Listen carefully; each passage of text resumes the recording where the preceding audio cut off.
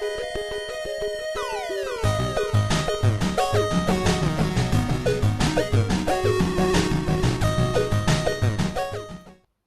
YouTubers, Retrorewind here, and I thought today I would talk about how I got into retro gaming and, well, retro gaming collecting as such. I saw a few videos on YouTube about how people got into it, you know, how their collections got huge, or just certain games that they just wanted to collect because they used to own them or play them at friends when they was children.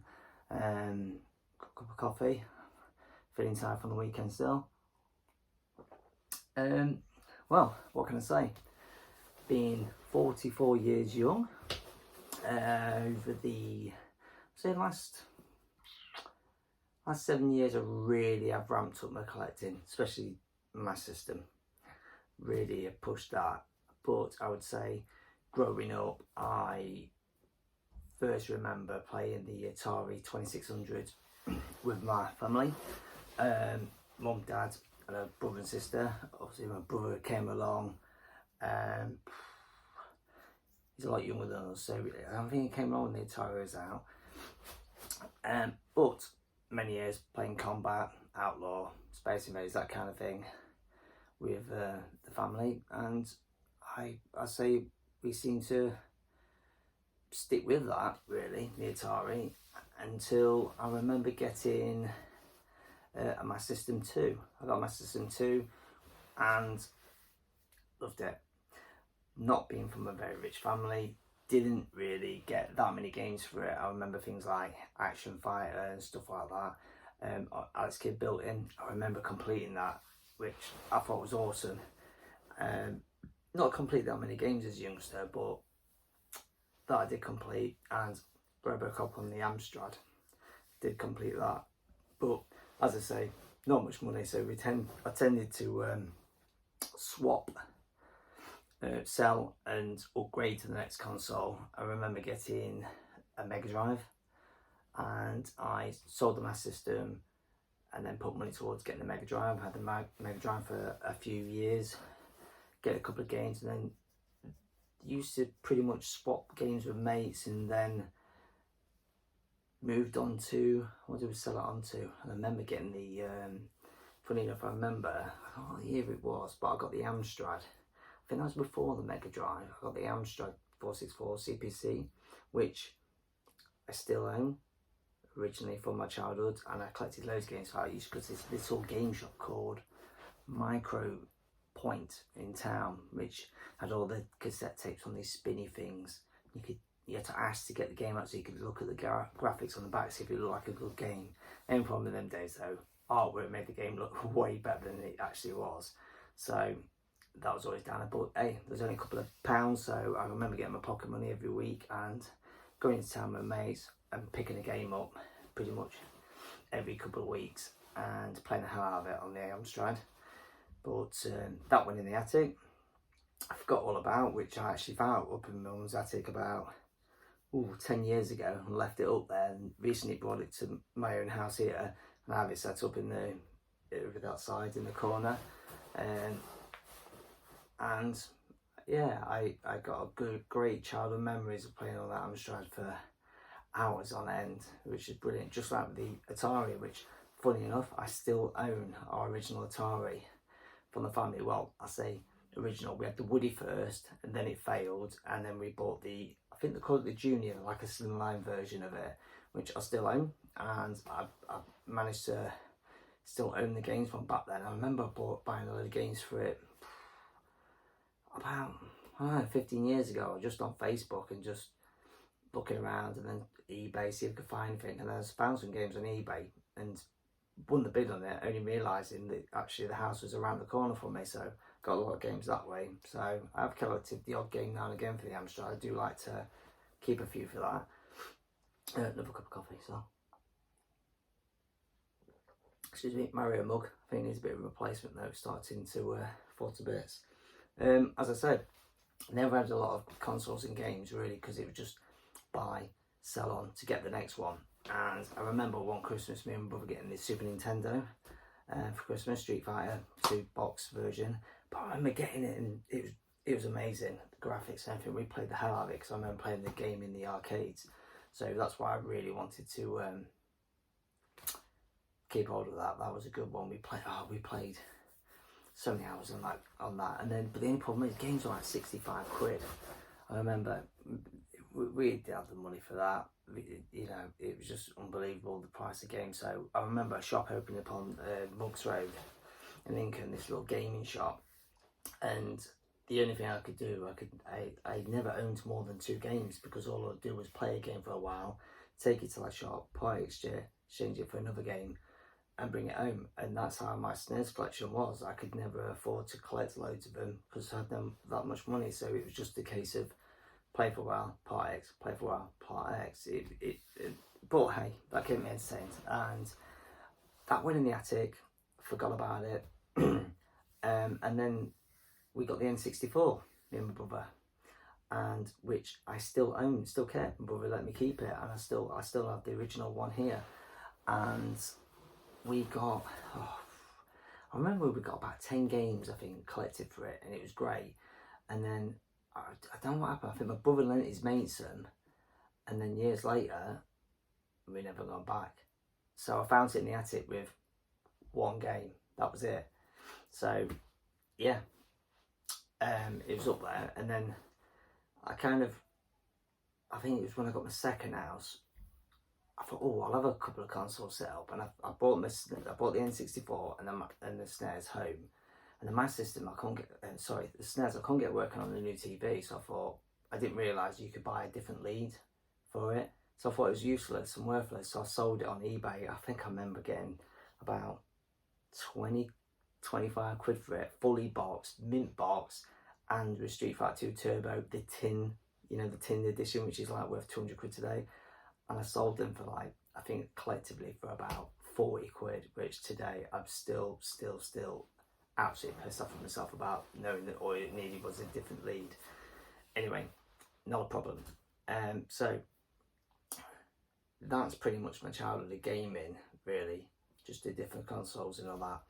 And once got this house I'm in now, I had a nice spare room which had a bit of a gym and put my bikes in here, but now turn the garage into a gym and put my bikes in there. So this room kind of got a bit bigger and bigger, and I had a little setup. I've got my Master System 2, a SNES, N64, my Atari, a NES, and a Mega Drive 2 set up. The NES I've never owned growing up, never owned, and I don't think I ever played on one. I don't think I've ever played on one as a child growing up. Seems to be that all my friends were Sega guys until the SNES come out. I think it's a bit of a mix. And then the N64, seemed like everyone had N64s, and then pretty much I grew out of gaming then and discovered cars and women and drinking, I suppose. So I pretty much didn't have any gaming from my childhood that I could continue collecting with, apart from I had the N64 in a game and a controller or something, and then the Atari had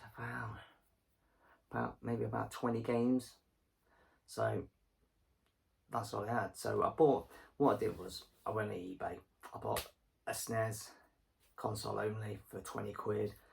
I bought a Master System 2 for a tenner. I got hold of a NES for a tenner.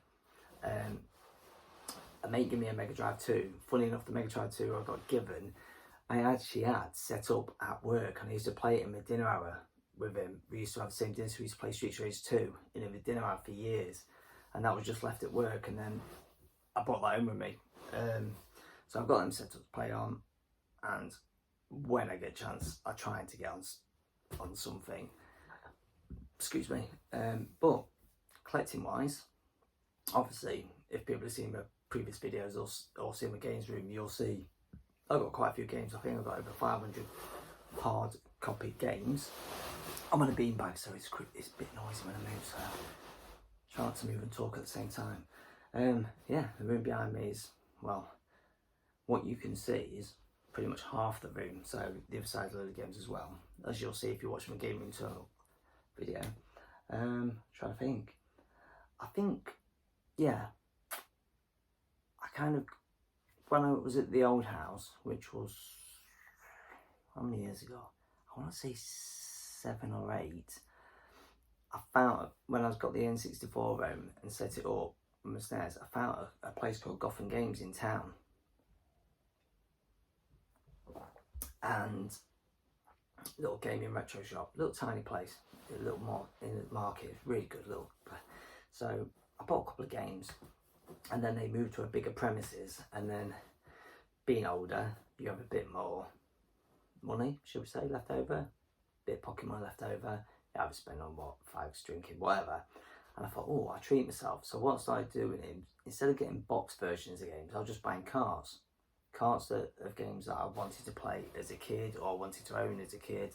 And then my loose carts just get building up. And I think N64 and the SNES carts are about, I don't know, 40, 50 copies. And then I've got a load of, and then once I got into more collecting, I started buying the box version, which SNES and N64 are hard to get hold of because the boxes are normally wrecked or more expensive. So I started getting a few more of them, picking up loose carts of Atari from Gotham Games as well. So I was getting games from Gotham Games, loose carts, taking them home, playing on them, having a good time on them, you know, each game. And then I had a friend. Oh no, I'll tell you what started the Master System 2 collection on as well was I had a Facebook raffle, and what I did was 10 quid for, I think it was 2 numbers, so 5 a go, or 4 numbers, and I won a Master System 2 boxed, which is that one there, with 10 games. That started the ball rolling, all that. Oh, I get 50 games and so on. Anyway, I'll go inside in another video because I'll do a video about my system. But yeah, I just kept buying different games, and then I had a friend message me who I grew up with down the same street, lived across the road. Her mum had passed away, they were selling their house, they cleared the attic out, and it was just full of, I don't know, just wondered what that noise was. I just realised it's the window cleaner. She had a brother, he passed away unfortunately as well, bless him, at a young age. She found all his gaming stuff. It was like a Mega Drive 2, like never being played in the box. The box is like mint as anything. It's kept in its cardboard box. It was shipped in, so I got that, and a load of NES games, Mega Drive games, PS1 box with those games. So that kind of added to my retro gaming collection. There's a Game Boy Color, Game Boy Advance, all boxed, and she gave me them for free. And I was, you know, I was like, no, I want to pay you, I want to give you some money. She was like, no, you can have them for free. So what I did was, I found she was donating a lot of stuff to charity. So what I did was then I donated some money to that charity she was taking stuff to. So I felt better about it in the end. So yeah, but that's pretty much how I got into gaming, really. Just getting a bit of spare time, getting a bit of spare cash, rekindling what I had as a child and what I had missed as a child. Obviously, like I say, the opportunities of 3 children and a family, parents, you know, they didn't got the massive amount of money to spend on video games all the time, so I didn't get that many video games. So I kind of, what you say, like living the inner child in you, and once you're an adult you can have what you didn't as a kid, and I kind of have with that. I've kind of gone a bit far with this gaming collection. I don't know where I'm going to stop, or maybe stop soon, I don't know.